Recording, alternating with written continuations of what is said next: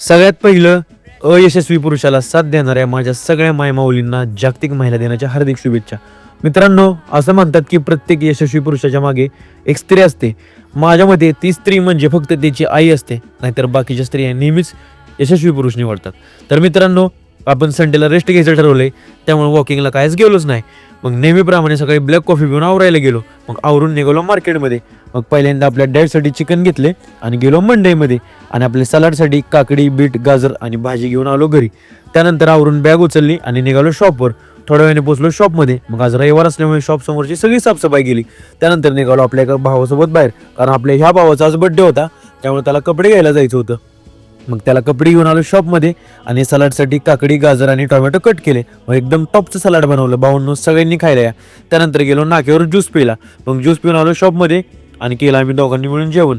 त्यानंतर गाडी काढून निघालो घरी, कारण सकाळी घेतलेली भाजी चुकून बॅगमध्येच राहिली.